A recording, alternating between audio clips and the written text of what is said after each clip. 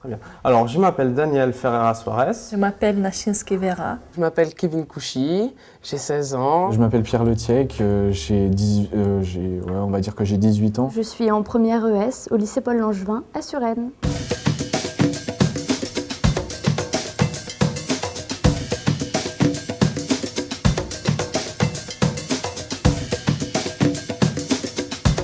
J'ai 17 ans et je suis en terminale ES. Je suis au lycée Val-de-Beauté, à Nogent-sur-Marne. Je m'appelle Isaura, je suis en classe de terminale mercatique. Je suis en bac pro mécanique automobile. Commerce, vente ou accueil, on va en décider l'année prochaine. Je suis en seconde GT1 général, enfin général technologique numéro 1.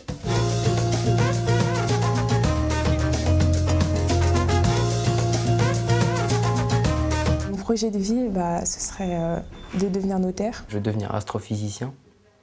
Donc là, je suis en train de prendre des rendez-vous dans plusieurs classes de préparatoire. Moi, j'ai envie de devenir ingénieur et de travailler dans le développement durable. J'aimerais pouvoir travailler dans la génétique, si on peut dire, au niveau des orchidées.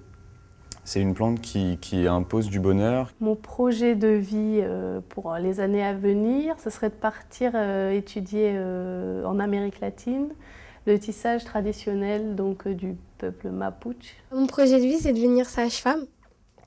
Parce que j'aime bien, c'est ma mère qui m'a dit de faire ça et ça m'a plu, j'ai regardé sur internet. J'aimerais devenir écrivain.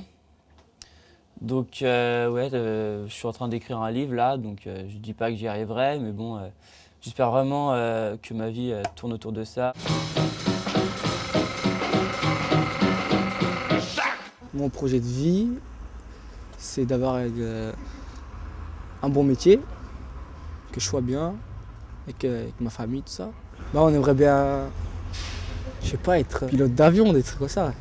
C'est que c'est pas dans notre portée, c'est-à-dire que faut poursuivre les études et tout ça. Enfin, c'est pas pour moi ça. Il y avait une liste de métiers dans le bâtiment et j'étais obligé de choisir. C'était soit je fais maçon, soit je fais de la plomberie.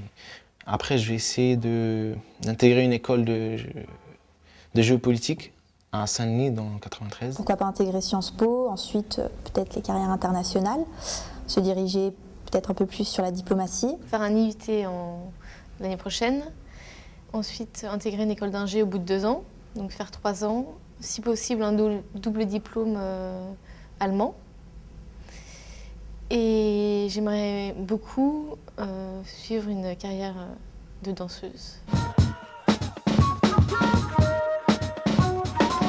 J'aimerais bien vivre à l'étranger, aller travailler, voyager en fait un peu partout dans le monde, découvrir les cultures. La France actuelle, elle vieillit, etc. J'ai besoin d'aller dans des pays qui bougent beaucoup plus, des pays de la Nouvelle-Zélande, l'Australie, tous ces pays-là, ils m'attirent parce que c'est des pays qui aujourd'hui bougent énormément. Mon objectif, c'est d'ouvrir une entreprise, d'être PDG et de gagner bien ma vie. Devenir réalisateur, voilà, pouvoir m'exprimer avec une caméra, avec l'aide d'une équipe, et non pas être salarié et écouter le patron, faire ses heures. Mon père, il est ouvrier, donc je vois, c'est pas un métier facile. Je veux être mon propre chef, monter ma propre entreprise. J'aime pas être commandé, j'aime bien commander. Au final, si on fait pas ce qu'on veut ou ce qu'on aime, je pense pas qu'on ait vraiment réussi. C'est plutôt un épanouissement personnel, c'est se contenter de ce qu'on a fait et de l'aimer vraiment, c'est-à-dire c'est pas gagner des tas d'argent, devenir riche, célèbre.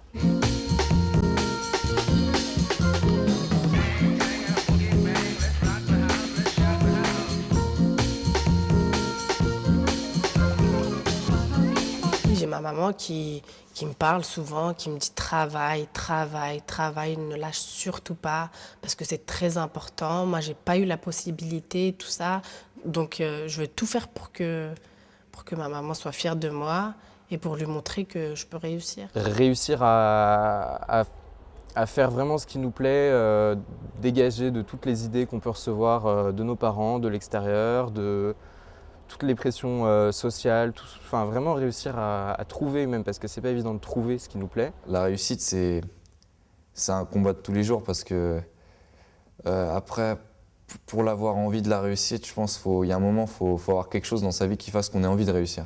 Il faut être fier on est fier après de réussir, c'est quelque chose qu'on a envie de se tirer, on a envie d'aller plus haut, d'aller plus loin. Pour moi, une réussite, c'est une réussite d'abord professionnelle, ensuite une réussite sociale et affective. C'est vrai que pour moi, la carrière est vraiment très importante et que je ferai d'abord passer mon travail avant ma vie familiale. Pour moi, la réussite, c'est plutôt la famille et le travail dans l'avenir. Parce que si on n'a pas de famille, on ne sait pas pourquoi on travaille, quoi. Et pourquoi on vit avec l'argent.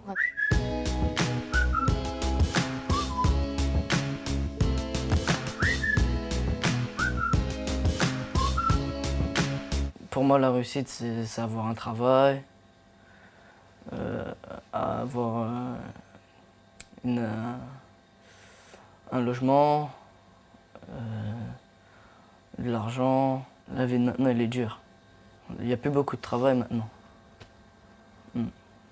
Trouver un boulot qui me plaît, un boulot qui me donne envie de me lever le matin, d'avoir fondé ma famille, et vivre correctement, voilà, manger tous les jours, pouvoir éduquer mes enfants. Réussir pour moi, c'est faire quelque chose qui me plaira plus tard. Déjà dans le métier, dans le travail, avoir des enfants, en n'ayant pas de problème d'argent déjà, en ayant des bons projets, partir en vacances, comme le citoyen normal. Le bac, c'est une forme de réussite parce que on nous éduque, on nous prépare justement à avoir le bac. Donc l'avoir, c'est une réussite. Après, réussir, c'est arriver à un stade où on fait ce qu'on aime. Et puis par rapport à la société, réussir une forme de réussite, c'est justement de rentrer dans cette société. Il ne faut jamais, jamais laisser les études. Les études, c'est très, très important. Et si on a nos études dans la poche, on peut tout avoir. Déjà, on pourra avoir du répondant puisqu'on a de la culture. On connaît la vie par la science, on connaît la vie par le français ou par la philo, ce qui apporte aussi beaucoup de choses. Si on connaît la vie, on peut répondre.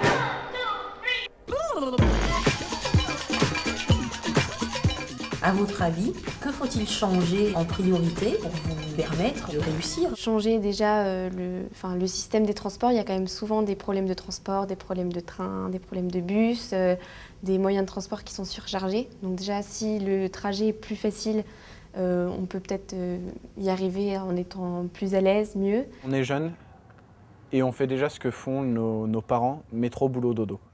On travaille, on est au lycée le matin, le soir on travaille pour le lycée, on dort, on pense au lycée, on se réveille le matin, on part au lycée. Et je crois qu'à un moment, il faut aussi qu'on arrive à décompresser. On peut faire donc du sport, de la musique, mais pas du théâtre. Et je trouve ça bizarre. Parce que le théâtre, c'est très important pour apprendre justement à avoir plus d'assurance, apprendre à s'exprimer. Il faut changer le rythme des devoirs, le rythme des contrôles, qui est peut-être un peu trop régulier.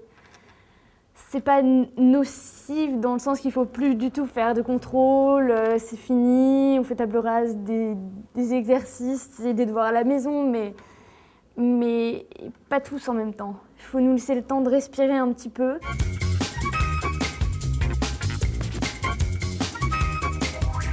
Les jeunes des cités en fait, qui ont les catalogues un peu, alors qu'il y a des gens très bien qui peuvent s'en sortir.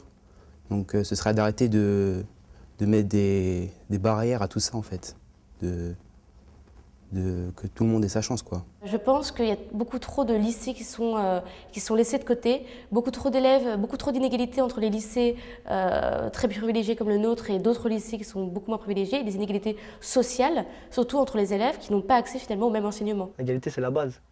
C'est la base du respect, c'est la base du sourire. C'est l'égalité homme-femme, l'égalité entre grands-petits, entre gros, maigres, entre handicapés. Donner d'autres perspectives des jeunes du 93 et des banlieues en général. Je pense qu'à la base, on est en République, c'est la démocratie, tout le monde a les mêmes droits. Pour moi, c'est une question décisive parce que soit on a un avenir, soit on n'en a pas.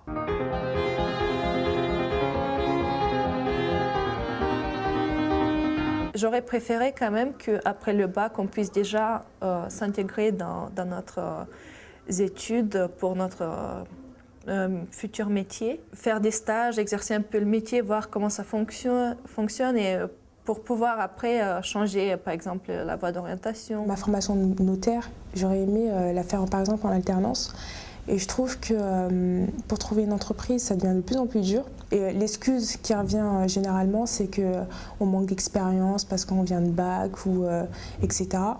Mais je me dis que si on ne nous laisse pas notre chance, on ne peut pas montrer nos capacités. J'avais pris rendez-vous pour la conseillère d'orientation et puis ma vie se résumait en 1 heure. Voilà, le rendez-vous d'1 heure. Et je suis sortie, mais, excusez-moi du terme, désorientée parce que je ne savais plus où aller. Ce qu'il faudrait changer, c'est de passer d'une filière à une autre plus simplement. Parce que les filières, c'est quand on débute, on est jeune, on ne connaît pas vraiment le monde.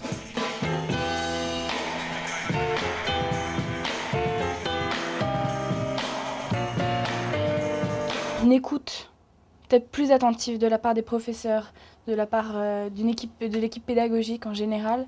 Je pense que ça pourrait changer pas mal de choses. Peut-être pas non plus en leur tannant, en leur posant tout le temps des questions, mais en disant voilà, et toi alors, comment ça se passe à ton niveau? Est-ce que tu te sens bien? Est-ce que tu trouves une réponse à toutes tes questions? Si on allégeait les classes, ça permettrait aux professeurs et aux élèves de travailler dans de meilleures conditions de vie et peut-être aux élèves qui ont le plus de difficultés d'avoir de meilleurs résultats. Il faut nous comprendre.